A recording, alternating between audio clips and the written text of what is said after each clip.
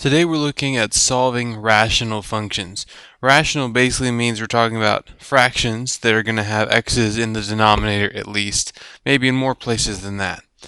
So in this example, or pretty much with all of them, we want to get rid of the denominators. The denominators cause trouble.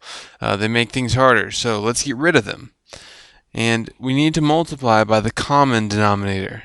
Well, this one, there's only one denominator, so that's pretty simple to see that the common denominator is x. So I multiply every piece, and make sure you do it for every piece, by x. So that gives me x squared. Here the x's cancel, leaving just 6. And over on this side I get x. Now I have two variables of x, but they're in different powers. So this tells us we're going to need a factor. So I'm going to subtract the x over, and then set it equal to 0 because we subtracted x, so that's equal to 0 on the right now. And then we need a factor. So we need things that will multiply to be 6 and add up to -1.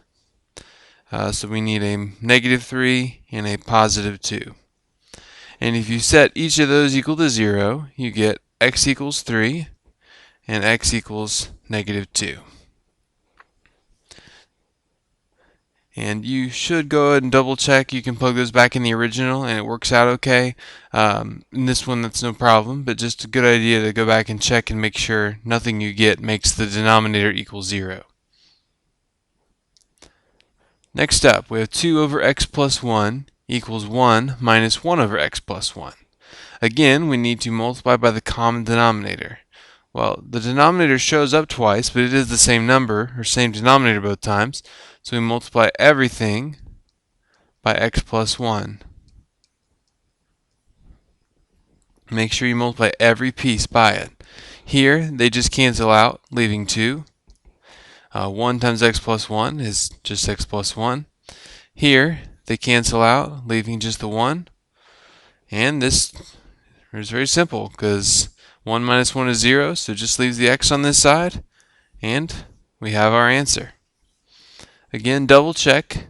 Go back and put it in the original. Make sure it doesn't create any problems with 0 going in the denominator, which this does not, so it's good. Now this one is a little bit tougher because the denominators are not all the same. We have to find a common denominator because we need to be able to multiply by something that will cancel out all the denominators. So we have x and we have 2x squared. And we need to think, okay, what is something that contains both of those that will when we multiply, we'll get rid of it? Well, for this one, it would just be the 2x squared because that contains, obviously, itself, 2x squared, and it contains x inside right here. So if we multiply both sides by 2x squared, over here on the right it cancels out completely, just leaving x plus 4. Over here we can cancel out 1x, leaving just 2x times 1. And we can subtract x from both sides and get our final answer of x equals 4. Like I said, double check. Make sure if you plug this number back in, it doesn't make a 0 in the denominator. This doesn't, so we're good. X equals 4 is our answer.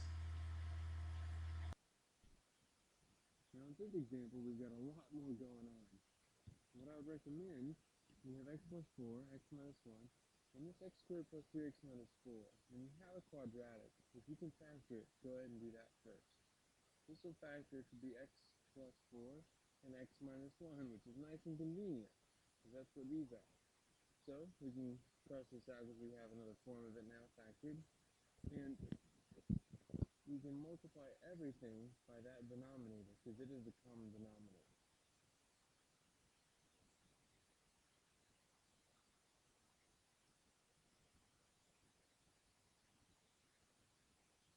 Over here the x plus 4 is canceled, leaving x times x minus 1. Here the x minus 1's cancel, leaving 2 times x plus 4. And over here, everything cancels, leaving just the 20. We can distribute this.